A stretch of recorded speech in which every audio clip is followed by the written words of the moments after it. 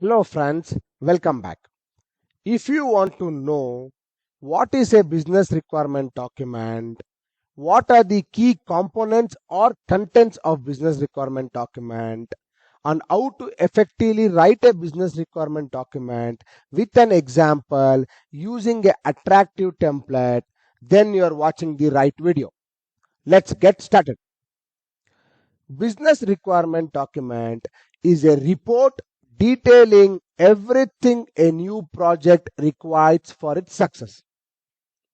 It is a starting point for any software project or a business solution. Now, let us understand the key components or contents of business requirement document. First is executive summary. The executive summary is a high-level statement outlining what your project is and its purpose. Next is project objectives. Project objectives are the business goals which you want to achieve by putting your project into action.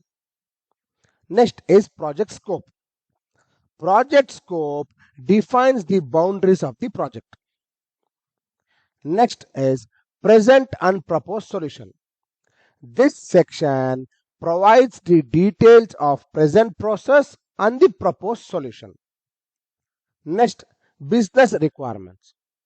Here we list all the high-level requirements of the project. Next, key stakeholders.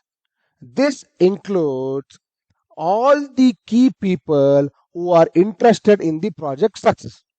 It may be customers, investors, project manager, product owner, subject matter experts, and more. Next, project constraints. These are the general limitations of a project, including time, team availability, cost, dependency, risks, and more. Next, cost benefit analysis. This includes all the cost, benefits, and the return of investment associated with the project. Next, references. Here we can provide links to any external documents or websites or videos which may be useful to refer. Now let's consider an example where an organization called ABC Software Development Company wants to develop and launch a new product to the market, that is school management software. Now, let's go ahead and create a business requirement document for this example using an attractive template. As you can see, this is the template which I'm going to use. Here in the first page, you can add the company logo, mention the document name, and mention the company name. The next page is the table of contents. Next is the project name. Here in our example, the project name is School Management Software. Then comes the version table. This table helps the stakeholders to know the document creation date, the author of the document, and the details of the updation of document if any. Here in our example, you can see that the first version or the initial draft is created by Alex on 1st January 2024 and it is named as version 1.0. Then you can see that Alex has done some change in project scope on 10th January 2024 and this is named as version 1.1. In the similar manner, details of all the changes in the document will be captured here in the version table. Next is executive summary. As we know, this is the high-level statement outlining what your project is and its purpose. In our example, we can mention as ABC organization want to develop and introduce a product called school management software to the market to increase the total revenue of the organization. Next is project objectives. Here we should mention the business goals which we will be achieving by putting this project in action. In our example, the goals will be to increase the organization total revenue by 30% in the next financial year, and to increase the manpower of the organization by 10% by the end of next financial year. Next is project scope. As we know, this defines the boundaries of the project. We can mention what is in scope and what is not in scope. In our example, to develop a web application where all the activities of school can be managed is in scope of the project, and mobile app is out of scope of the project. That means mobile application will not be developed in this project. Next is present and proposed solution. In this section, we will be providing details about the present process and the proposed solution. In our example, the present process is, as of now, all the activities of school is managed manually using paperwork.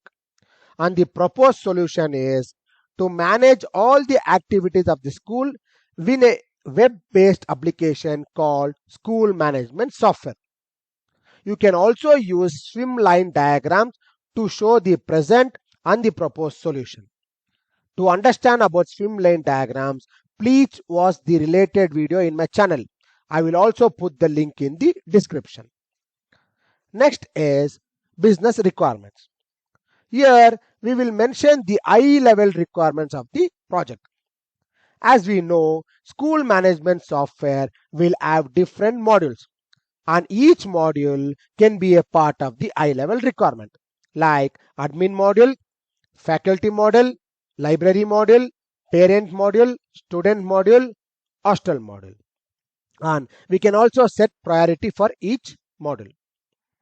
And each module will have lot of functionalities which will be broken into functional and non-functional requirement, and it will be captured in a separate document called specific requirement document. I will do a separate video about specific requirement document shortly. Next is key stakeholders. This includes list of key people who are interested in the project success. In our example, Albert is a product owner, Mary is a development manager, Lakshman is a subject matter expert, and John is a business analyst.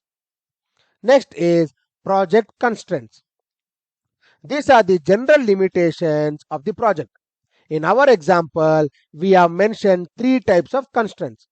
That is timeline, where the project should be completed within 3 months, and budget, which tells that the project cost should not exceed $15,000, and manpower, which says that this project should be completed only using 50 people. Next is cost benefit analysis. Here we can include all the cost, benefit, and the return of investment associated with this project. As you can see, team members' effort, that is development, testing, and implementation, will cost $14,000, and the benefit is they can create valuable product. Then domain and hosting cost will be $1,000, which is required to host the application.